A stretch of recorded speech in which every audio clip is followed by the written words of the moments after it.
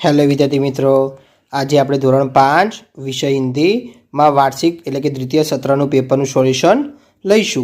એમાં પહેલા પ્રશ્નમાં શું કહે છે? પ્રશ્ન 1માં આમાં કે સહી વાક્यांश चुनकर पूरा वाक्य फिर से लिखिए।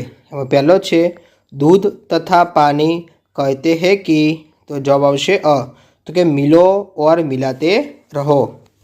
बीजो छे कि खरगोशों का सरदार बोला हमारे कुछ भाई खाली जगह, तो जवाब आवशे क, तो कि दब गए हैं। तीजो लईशु कि बड़ा होकर अब्दुल कादिर खाली जगह, तो जवाब आवशे ब, तो कि महान संत हुआ। ब लईशु बमा शू क्या छे? निम्नलिखित प्रत्येक प्रश्न के उत्तर के लिए दिए गए विकल्पों में से सही विकल्प चुनकर उसका क्रम अक्षर प्रश्न के सामने खाने में लिखिए। તેમાં પહેલો પ્રશ્ન क्या છે? पहला प्रश्न શું क्या છે कि हमेशा उन्नति करने की सीख हमें खाली जगह देता है, तो जवाब શું આવશે? એ જવાબ આવશે એટલે કે ધુઆ। બીજો પ્રશ્ન લઈશું। બીજા પ્રશ્નમાં શું કહે છે? शकरकंद स्वाद में खाली जगह होता है, તેનો જવાબ આવશે બી એટલે કે મીઠા। ક લઈશું। કમાં શું કહે છે? नीचे दी गई तस्वीरों को पहचानिए और उनके नाम लिखिए। तो पहला नंबर की तस्वीर कोनी है? तो कि डॉक्टर विक्रम साराभाई। बीजा नंबर की कोनी है? तो कि सचिन तेंदुलकर। ड लईशु में शू कहे? नीचे दिए गए संकेत को पहचान कर उसका अर्थ लिखिए। तो आ संकेत ने शू कहवा मांगे छे? तो कि साइकल निषेध कहवा मांगे छे, એટલે કે साइकल अहींया चलावी जोईए नहीं। बीजो लईशु। प्रश्न बीजा में शू क्या है? निम्नलिखित प्रश्नों के उत्तर लिखिए। चलो एम पहला प्रश्न है। पहला प्रश्न में शू क्या है? पानी का उपयोग हम कहाँ कहाँ करते हैं, तेनो जवाब आवशे हम पानी का उपयोग पानी शू क्या है? पीने में, नहाने में, रसोई बनाने में, कपड़े धोने में, खेतों की सिंचाई में और कारखानों में करते हैं। बीजो लईशु। बीजा में शू क्या है? गंदगी से हमें कौन कौन सी बीमारियां होती है, तेनो जवाब आवशे गंदगी से हमें उल्टी, પછી કે दस्त, जुकाम, बुखार, दाद, खुजली आदि बीमारियां होती है। तीजो लईशु। तीजा में शू क्या है? लड़का झूठ क्यों नहीं बोला, तो जवाब आवशे लड़का झूठ नहीं बोला क्योंकि उसकी माँ ने हमेशा सच बोलने की सीख दी थी। चौथो लईशु। चौथा में शू क्या है? आलू से खाने की क्या क्या चीज़ें बनती है, तो जवाब आवशे आलू से चाट, चिप्स, टिकिया जैसी चट और मज़ेदार खाने की चीज़ें बनती है। पांचवा लईशु कि खरगोशों का सरदार क्या बोला, तेनो जवाब आवशे खरगोशों का सरदार बोला हम चांद के शू कहे शू कहे भतीजे है, कि मामा रात सरोवर में हमसे मिलने आते हैं, वे आपसे नाराज है। प्रश्न तीजानो अ लईशु। एम शू कहे? निम्नलिखित रिक्त स्थानों की पूर्ति कीजिए। चलो एम पहला प्रश्न है। एम शू कहे? छोड़ दे धागा तो करे खाली जगह, तो जवाब आवशे सलाम। बीजो लईशु। खाली जगह है हम इस बगिया के, तो जवाब आवशे फूल। तीजो प्रश्न लईशु। अजय की खाली जगह बीमार थी, तो के दादी। चौथो प्रश्न लईशु। एक गड्ढा सा खाली जगह क्यों नहीं खोदे, तो के गड्ढा।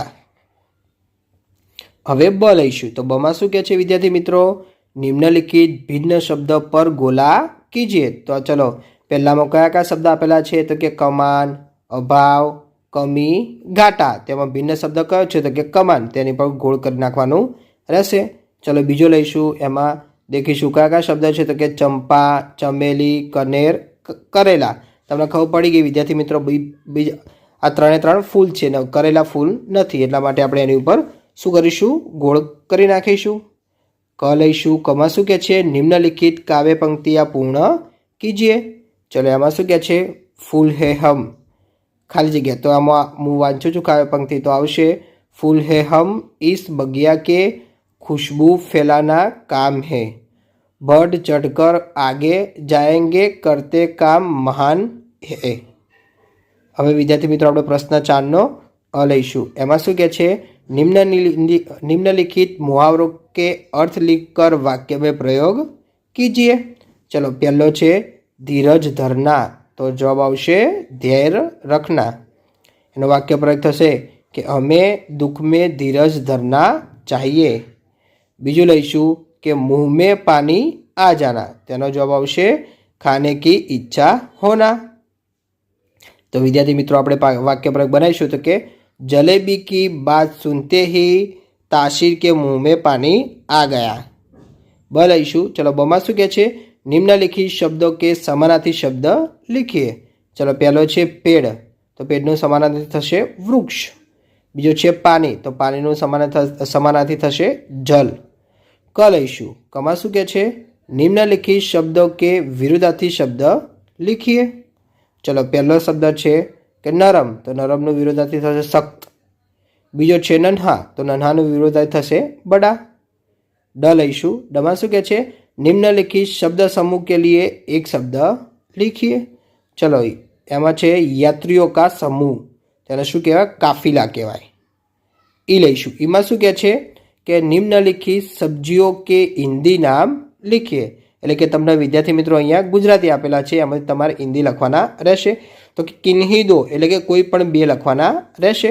તો મેં 3 લખેલા છે. તો પહેલામાં આવશે આદુ. આદુને હિન્દીમાં શું કહેવાય? તો કે અદરક. બીજું લઈશું ડુંગળી. ડુંગળીને હિન્દીમાં શું કહેવાય? તો કે પ્યાઝ. ત્રીજું લઈશું ધાણા. તો ધાણાને હિન્દીમાં શું કહેવાય? ધનિયા. चलो विद्यार्थी मित्रों अब આપણે प्रश्न 5નો અ લઈશું. એમાં શું કહે છે? निम्नलिखित विषयों में से किन्हीं एक विषय पर 8-10 वाक्यों में निबंध लिखिए. तो विद्यार्थी मित्रों તમને અહીંયા 3 વિષય આપેલા છે, દેખાય છે? બસ સ્ટેશન, સ્વચ્છતા અને મેરી માં. તો આ ત્રણમાંથી કોઈ પણ એક વિષય તમારે નિબંધ લખવાનો રહેશે. 8થી એ નિબંધમાં 8થી 10 વાક્ય તમારે લખવાના રહેશે. તો ચલો હું અહીંયા મેરી માં વિશે નિબંધ લખું છું. તેનો જવાબ આવશે तो कि हूँ तो सौथी पहला तमारे वच्चे लखी देवानुं मेरी माँ. चलो हवे आना विषे निबंध लखीशुं. तो आवशे माँ शब्द कितना मीठा है, इसे सुनते ही हृदय प्यार से भर जाता है. पछी क्या है? मेरी माँ ममता की मूर्ति है, वह मुझे बहुत प्यार करती है, वह मेरे खाने पीने, सोने जागने आदि का पूरा ख्याल रखती है, वह हर तरह से मेरी देखभाल करती है. जब कभी मैं बीमार पड़ता हूँ तब वह बेचैन हो जाती है, वह तुरंत मुझे डॉक्टर के पास ले जाती है.